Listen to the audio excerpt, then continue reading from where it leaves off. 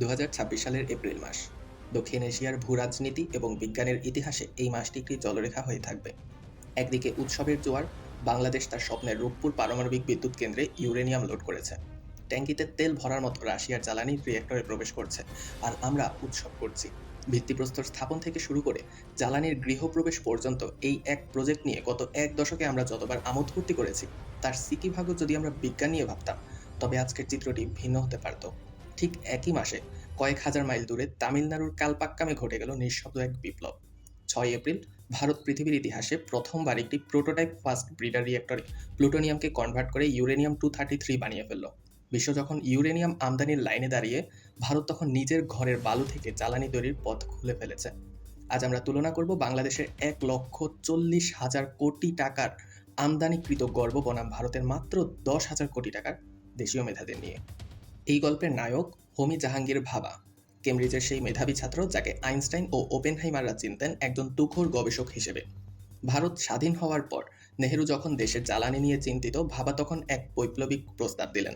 তিনি জানতেন ভারতের মাটিতে ইউরেনিয়াম-235, যা পারমাণবিক শক্তির প্রধান জ্বালানি, সেটা নেই বললেই চলে। কিন্তু উড়িষ্যা আর কেরালার সমুদ্র সৈকতে পড়ে আছে পাহাড় সমান মোনাজাইট বালু, যার ভেতর লুকিয়ে আছে থোরিয়াম। ভাবা জানতেন থোরিয়াম সরাসরি পোড়ানো যায় না, একে কনভার্ট করতে হয়। তিনি 3টি ধাপের একটি মাস্টার প্ল্যান তৈরি করলেন। প্রথমটি হলো ইউরেনিয়াম-238 থেকে প্লুটোনিয়াম তৈরি। দ্বিতীয়টি সেই প্লুটোনিয়াম ব্যবহার করে থোরিয়ামকে ইউরেনিয়াম-233 তে রূপান্তর।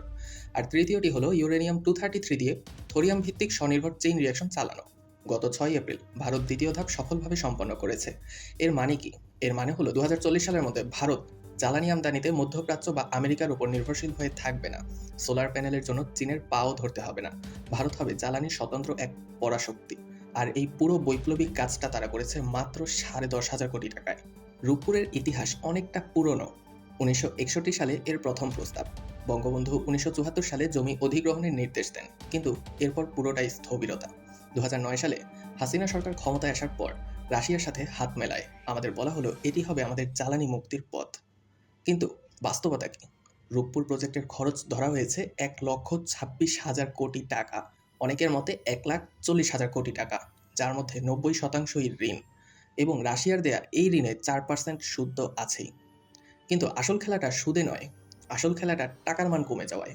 যখন চুক্তি হয়েছিল তখন ডলার ছিল মাত্র 80 টাকা, আজ 120 টাকা পর্যন্ত ছাড়িয়েছে।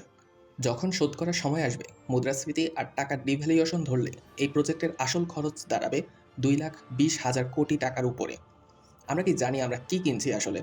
আমরা কিনছি একটি রেডিমেড খেলনা, যার ব্যাটারি বা ইউরেনিয়াম আসবে রাশিয়া থেকে, যা নষ্ট হলে ঠিক করবেও রাশিয়া, এমনকি যার অপারেটরও হবে রাশিয়ান বা ইন্ডিয়ান। কারণ আমরা গত 50 বছরে আমাদের বিশ্ববিদ্যালয়গুলোকে কেবল রাজনীতির আখড়া বানিয়েছি, গবেষণার ল্যাব নয়। রূপপুর মানেই আজ মানুষের মাথায় আসে বালিশ কাণ্ড। 12,000 টাকায় বালিশ কেনা, সেগুলো বিল্ডিংয়ে তুলতে 5-6 হাজার টাকা খরচ করা, এগুলো তো হিংশৈলের চূড়া মাত্র। এক একটা নাট বল্টু বা সেন্সর কেনা হয়েছে আকাশচুম্বী দামে। রাশিয়ান কোম্পানিগুলো তাদের ওভার প্রাইসিংয়ের জন্য কুখ্যাত। আমাদের আমলারা তাদের সাথে সুর মিলিয়ে দেশের মানুষের পকেট তো কাটছেই। ভারত যেখানে 10,000 কোটিতে নিজস্ব প্রযুক্তির রিঅ্যাক্টর বানিয়ে ফেললো, আমরা সেখানে 20 গুণ বেশি দামে অন্যের প্রযুক্তি ভাড়ায় আনলাম। কেন? কারণ নিজস্ব প্রযুক্তি গড়তে হলে মেধায় বিনিয়োগ করতে হয়, যা আমাদের নীতি নির্ধারকদের কাছে অলাভজনক। তাদের কাছে লাভজনক হলো বড় বড় কনস্ট্রাকশন প্রজেক্ট, যেখানে কমিশনের লেনদেনটা সহজ। প্রশ্ন হলো বাংলাদেশে কি ইউরেনিয়াম আছে? উত্তর হলো না। কিন্তু আমাদের সমুদ্র সৈকতে কি থোরিয়াম আছে? উত্তর হলো হ্যাঁ, প্রচুর আছে। উড়িষ্যার মতো আমাদের কক্সবাজার ও কুয়াকাটার বালুতেও বিপুল পরিমাণ থোরিয়াম পাওয়া যায়।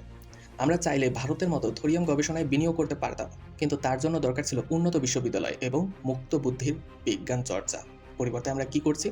আমরা বিশ্ববিদ্যালয়গুলোতে ছাত্র রাজনীতি বাধ্যতামূলক করেছি, শিক্ষক নিয়োগ দিয়েছি দলীয় বিবেচনায়। ফলে আমাদের প্রকৌশলীরা আজ রাশিয়ার টেকনিশিয়ানদের কাছে অ্যাসিস্ট্যান্ট হিসেবে কাজ করে। আমরা পরমাণু শক্তি কমিশন বানিয়েছি কেবল দাপ্তরিক কাজ করার জন্য, মৌলিক গবেষণার জন্য নয়। সরকার প্রচারণা চালাচ্ছে যে রূপপুর থেকে 2 থেকে 3 টাকায় বিদ্যুৎ পাওয়া যাবে। এটি আসলে বছরের শ্রেষ্ঠতম একটা স্ক্যাম। এই 2-3 টাকা কেবল অপারেশনাল কস্ট, অর্থাৎ ইউরেনিয়াম কেনা আর লোকবলের বেতন। কিন্তু যে 2 লাখ কোটি টাকা ঋণ নেওয়া হয়েছে, তার কিস্তি এবং সুদ যখন বিদ্যুতের দামের সাথে যুক্ত হবে, তখন প্রতি ইউনিটের দাম পড়বে 15 থেকে 20 টাকার উপরে। বঙ্গবন্ধু স্যাটেলাইট 1-এর কথা মনে আছে না? সেটার খরচ ওঠার আগেই কিন্তু তার আয়ু শেষ হতে চলেছে। রূপপুরের ক্ষেত্রেও তাই হবে। 7 বছরের আয়ু বলা হলেও এই বিশাল ঋণের বোঝা দেশ কতদিনে বইবে, তার সঠিক হিসাব জনসাধারণের কাছে গোপন রাখা হয়েছে। এটি জ্বালানি নিরাপত্তা নয়, এটি আসলে জ্বালানি বন্দিত্ব। রূপপুর একটি ক্রিটিক্যাল সিকিউরিটি ইনস্টলেশন, কিন্তু এর চাবিকাঠি আসলে কার হাতে? রাশিয়ার হাতে। আজ যদি ভূরাজনৈতিক কারণে রাশিয়ার সাথে আমাদের দূরত্ব তৈরি হয়, তবে তারা এক নিমিষেই এই কেন্দ্র বন্ধ করে দিতে পারে। অন্যদিকে পারমাণবিক বর্জ্য বা স্প্যান্ড ফুয়েল রাশিয়া ফেরত নিয়ে যাবে বলা হলেও এর পরিবহন এবং মধ্যবর্তী নিরাপত্তা নিয়ে ধোঁয়াশা রয়ে গেছে। ভারতের কালপাক্কাম তাদের নিজেদের, সেখানে কোনো বিদেশি শক্তি সুইচ টিপে বিদ্যুৎ বন্ধ করতে পারবে না। আমাদের রূপপুর হলো একটি ভাড়া করা বিলাসবহুল গাড়ি, যার ড্রাইভারও বিদেশি এবং যার তেলও বিদেশ থেকে আসে। আমরা কেবল যাত্রী, যারা কিস্তি শোধ করতে করতে ফতুর হয়ে যাচ্ছি। এখানে একটা প্রশ্ন আসে, কেন আমরা পারি না? আমাদের দেশের সেরা মেধাবীরা দেশ ছেড়ে চলে যায়, আর যারা থাকে তারা আমলাতন্ত্রের জাতাকলে পিষ্ট হয়। এই দেশের মাগনা প্রযুক্তি বা গবেষণার সুযোগ এনে দিলেও সিস্টেম সেটা গ্রহণ করতে পারে না, কারণ সিস্টেমে বসে থাকা লোকগুলো বিজ্ঞানের চাইতে পার্সেন্টেজটাই বেশি বোঝে। বিশ্ববিদ্যালয়গুলোতে আজ রাজনৈতিক ক্যারিয়ারদের যতটা প্রতিপত্তি, একজন বিজ্ঞান গবেষকের ততটাই অবজ্ঞা। আমরা রূপপুর প্রকল্পের বাইরে দাঁড়িয়ে টিকটক করতে পারি, কুলিং টাওয়ারের পাশে ছিটা রুটি দিয়ে হাঁসের মাংসের দোকান দিতে পারি, কিন্তু ওই রিঅ্যাক্টরের ভেতরের জটিল ক্যালকুলেশন করার মতো 10 জন বিশেষজ্ঞ তৈরি করতে পারিনি। এখন আমরা একটু ভবিষ্যতের দিকে তাকাই। 2040 সাল, ভারত তার থোরিয়াম প্রজেক্টের 3 নম্বর ধাপে সফল হবে। তারা হবে পৃথিবীর সবচেয়ে সস্তা জ্বালানির দেশ, তাদের শিল্পায়ন ত্বরান্বিত হবে রকেটের গতিতে। আর আমরা তখন রূপপুরের ঋণের কিস্তি শোধ করতে গিয়ে শিক্ষা স্বাস্থ্য খাতের 12টা বাজাবো। আমাদের রূপপুর তখন বার্ধক্যে পৌঁছাবে, আর আমরা নতুন ঋণের জন্য আবার কোনো পরাশক্তির দুয়ারে দাঁড়াবো। ভারত পরাশক্তি হওয়ার জন্য তার শিকড় বা শিক্ষায় পানি ঢেলেছে, আর আমরা গাছের পাতায় রং করছি যাতে দূর থেকে সুন্দর দেখায়, কিন্তু শিকড়টা ওই পোকায় খেয়ে ফেলেছে। পরিশেষে রূপপুর হয়ে গেছে, এটাই এখন বাস্তবতা। কিন্তু এখান থেকে আমাদের শিক্ষা নিতে হবে, মেগা প্রজেক্ট মানেই উন্নয়ন নয়, যদি না সেখানে মেধার অংশগ্রহণ থাকে। আমরা যদি আজও বিশ্ববিদ্যালয়গুলোতে রাজনীতি বন্ধ করতে না পারি, গবেষণার পরিবেশ তৈরি করতে না পারি, যদি আমলাতন্ত্রের হাত থেকে বিজ্ঞানকে মুক্ত করতে না পারি, তবে রূপপুরের মতো আরও 10টা প্রজেক্টও আসুক, সেটা আমাদের কোনো উন্নতি করবে না, সেটা শুধু দেউলিয়াই করবে। আমরা ভারতের আগ্রাসন নিয়ে চিৎকার করি, কিন্তু তাদের মেধার অগ্রগতির সাথে আমরা পাল্লা দেওয়ার কথা ভাবি না। দিল্লির বদলে ঢাকা স্লোগান দিয়ে লাভ নেই যদি ঢাকার ল্যাবরেটরিগুলো মৃত থাকে। আমাদের সময় এসেছে এখন প্রশ্ন করার, কেন আমরা 1,40,000 কোটিতে একটি 60 বছরের খেলনা কিনলাম? কেন আমরা নিজেদের থোরিয়াম নিয়ে কাজ করলাম না? রূপপুর আমাদের গর্ব হতে পারত যদি এটি আমাদের নিজের ক্ষমতায় চলত। আজ এটি কেবল আমাদের আমলাতন্ত্রের ব্যর্থতা এবং বিদেশের উপর চিরস্থায়ী দাসত্বের এক বিশালাকার স্মৃতিস্তম্ভ।